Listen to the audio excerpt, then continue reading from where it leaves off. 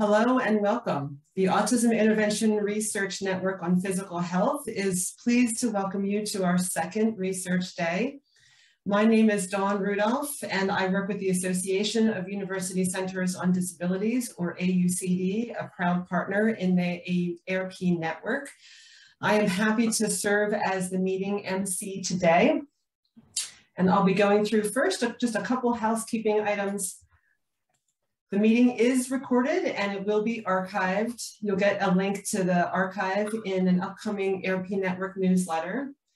Closed captioning and ASL is available. Closed captioning can be accessed by clicking the CC button on your Zoom monitor, your Zoom menu, and the ASL interpreter is spotlighted.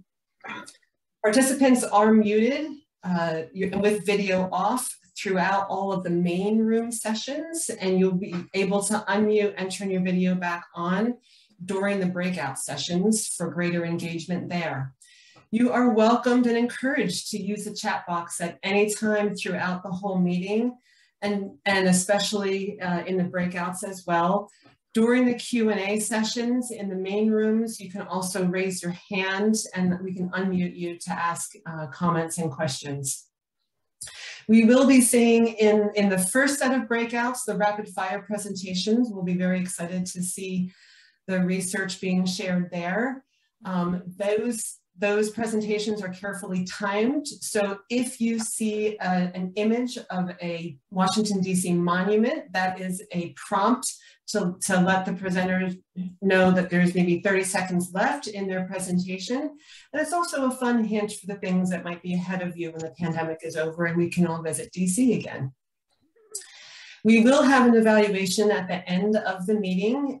We'll make some time to access that in the chat box and also with a QR code on the screen so you can give us your feedback. We would love to hear what works for you and what you'd like to see in a future Research Day meeting. And with that, I'd like to first welcome our PI for AIR-P, Alice Kuo. She's professor and chief of UCLA Med Peds and director of the University of California LEND program. Thank you so much. Thank you for all of you for joining us on our second AIR-P Research Day. I'm Alice Kuo, and I'm the director of the entire network.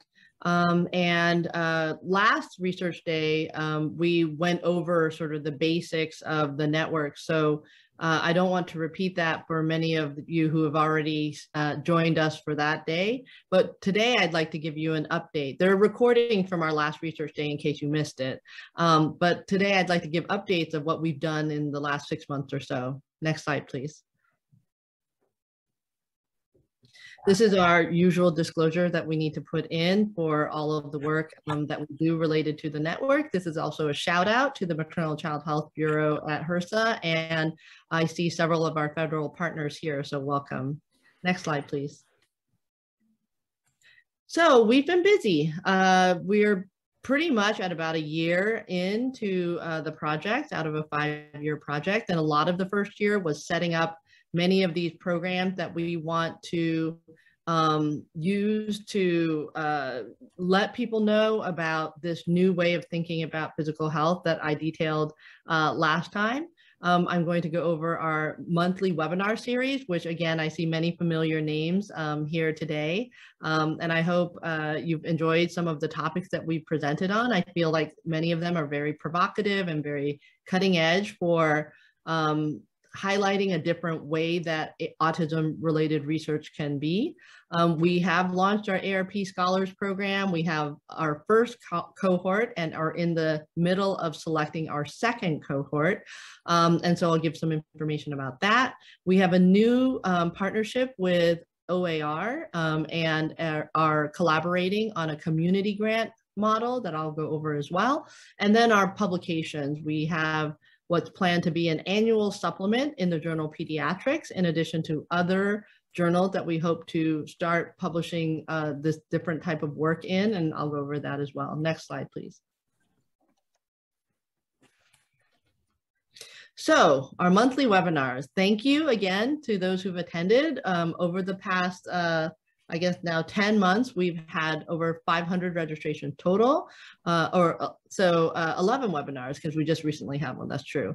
The recording can be found on our YouTube channel, which there you can click. We'll send, I guess, copies of these slides or send the link in the chat so that people can see that.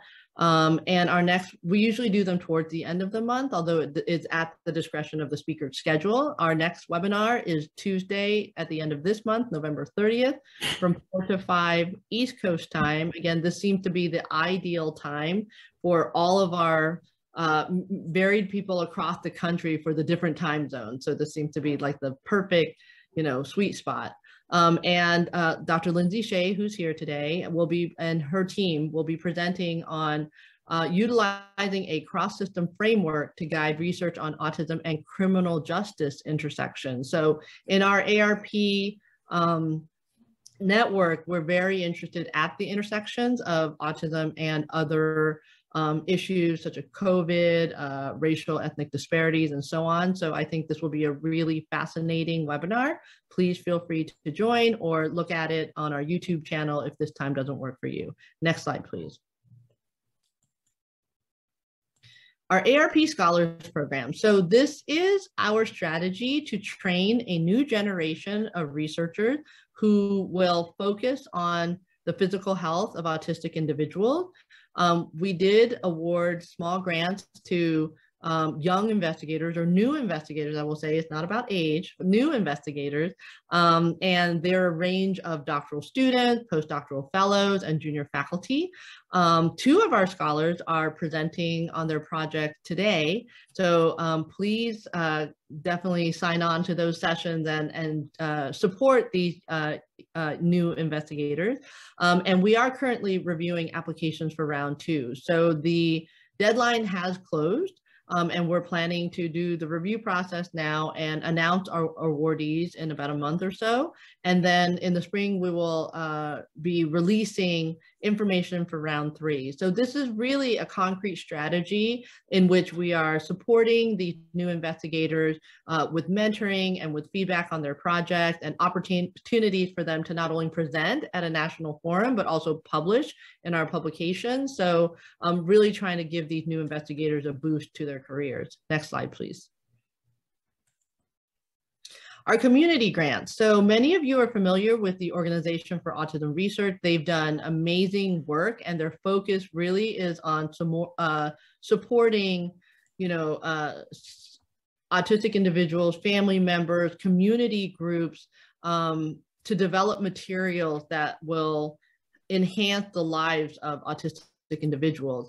And so over the last few months, we've been, having conversations and collaborating, and we came up with this mechanism, which they are taking the lead on. We're supporting them behind the scenes and financially as well. But the applications are out. The deadline for the application is April 30th. This is not aimed at traditional researchers. So, it's a small grant for basically the design, packaging, and distribution of informational resources to enhance the physical health and quality of life for autistic individuals. And the examples of resources are for guides or manuals that have been developed in schools or in communities, community centers, educational curricula, if there's anything that's developed for either community or actual K-12 schools, books, practical toolkits, innovative multimedia tools. This is something that OAR has really taken to the next level as far as identifying these types of resources. So this is how we're basically collaborating with them. And to me, this represents really a partnership with the community, the autistic individuals who are not necessarily academicians, or their family members or the community, in a way that will help them if they've had a program that they just haven't been able to manualize so that it can be more widely disseminated. That's the point of this type of grant. Next slide, please. Finally, our supplement. The first supplement of pediatrics was approved for publication and will come out in April during Autism Acceptance Month. The title is Promoting Lifespan Health and Wellbeing through the ARP. We do have 24 manuscripts there, so I can't wait for you all to see them. There's 5 original research articles and 19 commentaries. I will say that the commentaries aren't just like opinion pieces. They really are the blueprint for the work of the network. So this is like the introductory supplement. We talk about each of the nodes and the justification for why the nodes were chosen, the topics of the nodes were chosen. We talk about the research agenda. We talk about how the ARP is constructed, some of our guiding principles, like in the charter, and then some intersectional pieces to really look at that. Our goal is to develop a new supplement every year. So, again, let us know if you have interest, and we're also willing to help support any of our new investigators or any new investigators out there in trying to get their research published. Next slide, please. Ways to connect with us. We mentioned the ARP Scholars Program, and then the Infrastructure for Collaborative Research, which if you are interested about, can go to our genetics node session to learn more about. And then, as I mentioned, the dissemination of finding. Next slide, please. All of our social media connections. So you can take a picture of this, or just, I think at some point, just Googling ARP will pop a lot of this stuff up. Please subscribe to our mailing list. I think that's the best way to get the information directly when, the announcements and when timely events happen, you'll find out enough time to register and join us. Next slide, please. That's it. And we will turn it over now to our federal partners. Really wonderful collaborating with them, and they've contributed a lot to the direction of the network. And so I'll turn it over to Eva and Dina. Thank you, Alice. Much appreciated. So hello, everyone.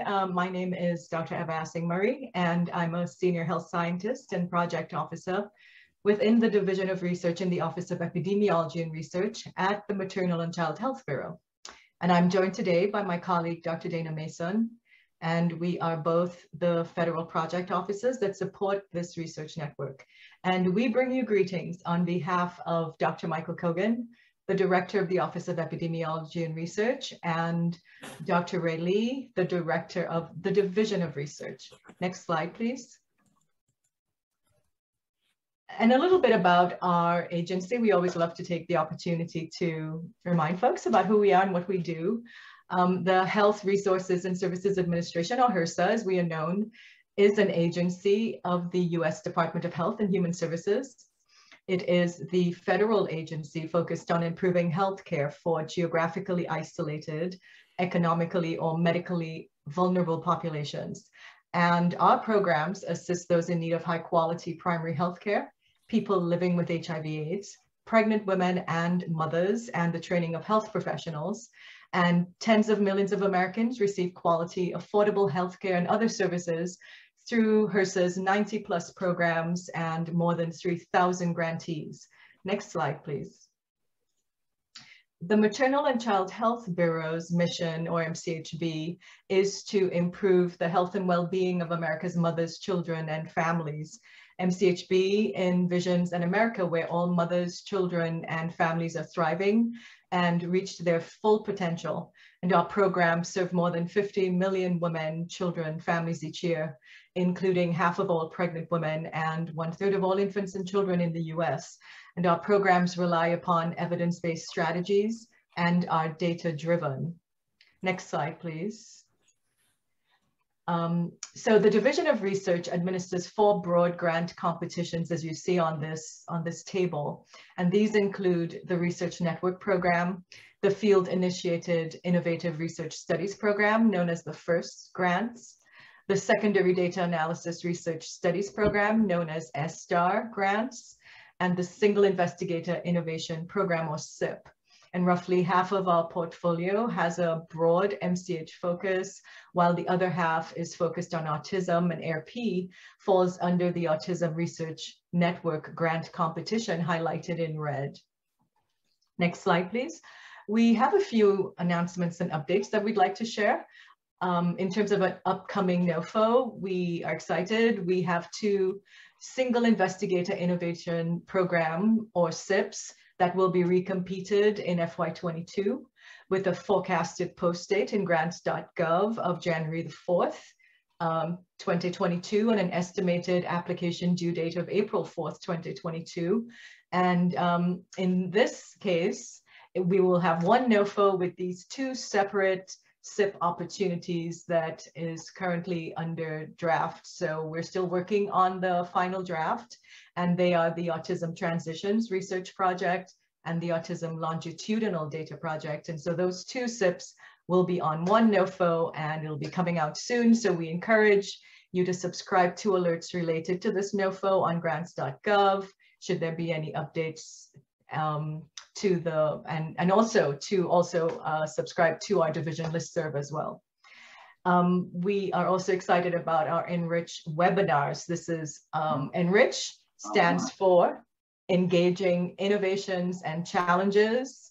And we wanted to let you know about our series of webinars that provide a national forum for researchers and practitioners to disseminate innovative solutions to contemporary challenges in applied and translational maternal and child health research and practice.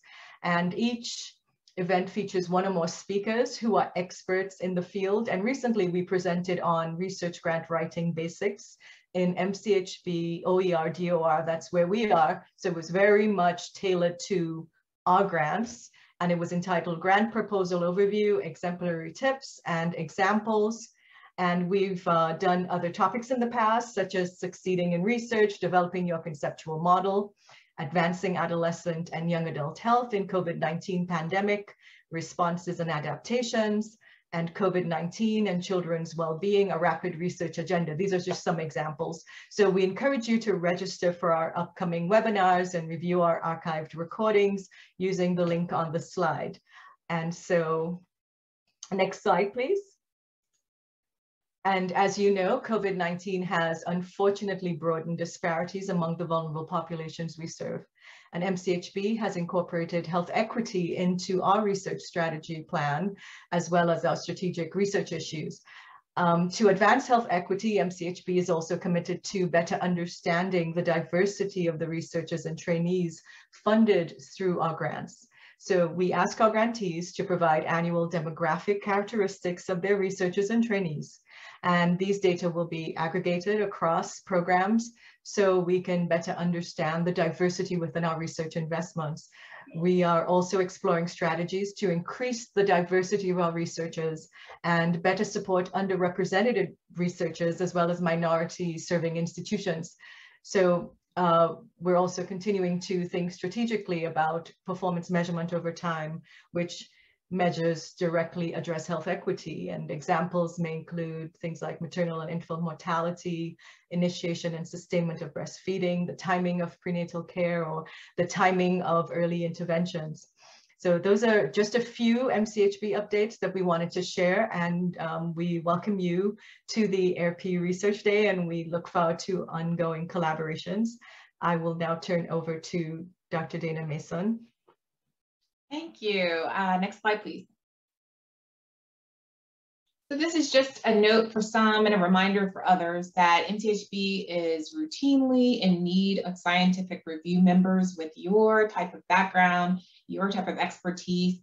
Particularly in the time of COVID, we've become short of available experts that can weigh in on important funding decisions. So please consider lending your time for any of our research grants that are competed throughout the year. It is so critically important that we identify highly qualified reviewers to ensure that we are funding high quality proposals.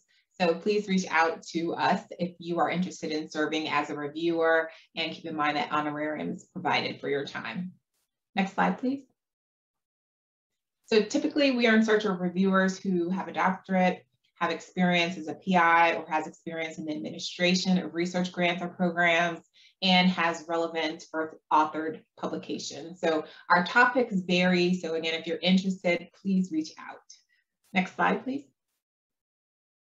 So just thank you for your time and attention today. And thanks again to the AIR-P Research Network for this meeting. We really look forward to learning from you all today at the second AIR-P Research Day.